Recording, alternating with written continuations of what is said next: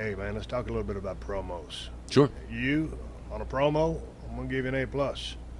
You got something to say. It's a message that I can understand and feel, and you're very articulate and eloquent. A lot of that's coming out of your head. A lot of it's coming out of your heart.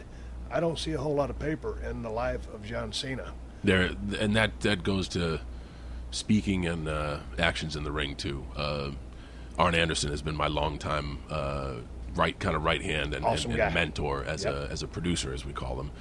And his format of a John Cena match is an empty page, and I like that because it's. I like being able to go out there and do my best to try to feel the audience. And every once in a while, there is a crowd that wants to be the crowd. Right. But for the most part, you get to modify your performance and try to make it interesting. And that's what we do. And But on a verbal level, when just speaking, talking. I've always lived and died by, if all else fails, just be honest with them. And I think that's what people can take away from me. And that's why, like, so many people enjoy what I have to say or effing hate what I have to say, because I have a set of ideals, I stand by them, and if you don't like it, you're going to say you don't like it, you know? But that being said, it's a great promo because it's coming from your heart. I think, yeah, and it's not, you can tell, Steve, I can tell in 6 words if somebody's reading off a page. I can too, and I can see it in their eyes because I can see their eyes and I can see there ain't nothing behind them. Yeah. And I don't feel anything coming through those speakers on my TV. I got a pretty good TV. People afraid to go on a limb. Yeah, honestly, that's all it is. It's just lack of confidence. And the amazing thing is, a lot of these guys are so confident once they're in that box and the bell rings, doing their thing. They just, and they know. I've talked to a lot of guys. They have such great personality. Like whenever we want to go with someone, or whenever there's any sign of potential in someone, I always try to get to spend some time with them and know them at a personal level, because you can know them. Jim Ross was brilliant at this. When he would scout guys, because I remember he scouted me. Right. I spent so much time talking to JR, just talking, and he developed a sense of knowing you and knowing who you were. Right. And that helps when he goes to say, "This kid's got something." Right. I know he's got something. I don't know. I know What it's was not your your first conversation with Jim Ross? Did he know you had something? Because you had a great look from the word go. It was in the Roxy Theater in Los Angeles, and unfortunately, it was a very brief conversation because it was for Rick Bassman's UPW, and this was Jim Ross in the height of everything, coming to see our little podunk show, and everyone wanted his attention, and all I did was go up, shake his hand. I said, "Mr. Ross, it's very nice to meet you. Hopefully I'll see you again soon," and left.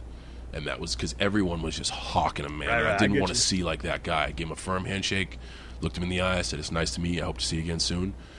And shortly after that, he shipped me off to Kentucky, and he would, on the regular, come and check up on all of us. It wasn't just me. Right. Like, that's really one thing that he did well, is he really knew his talent personally, The announcing game has changed a lot. Yeah. Don't talk so much about what's happening in the ring specifically, or help tell the story of what's going on in the ring from a visual standpoint.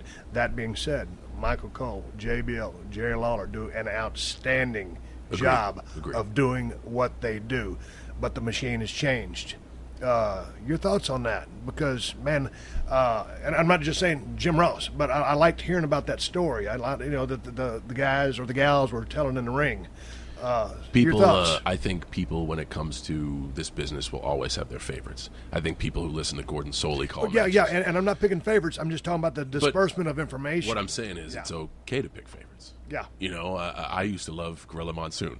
I did too. Like I love Vince, and he could go way off and be crazy and corny, but sometimes the way he said stuff, I just loved it. I think it's kind of like I said, the machine itself changes and adapts, and is not afraid to create the next movement, like the network, and like the PG era, and like even switching the focus of commentary. We have so much information to give our audience, Hey, we have an application out. Hey, this is us on social networks. Hey, You there's guys a network, trying to by the turn me way. into a nuclear physicist. There's It's a lot of information coming out there. Yeah. So we have to educate our audience on, we have this coming up. We have this coming up. This is how you use this. This is and that takes airtime. So with all that information, it's very difficult to focus on the action at hand. But I think the guys do, like you said, I think the guys do an outstanding job of carrying the show, especially now that it's 3 hours long. Yep. Which I think is Let's go to ambitious. that.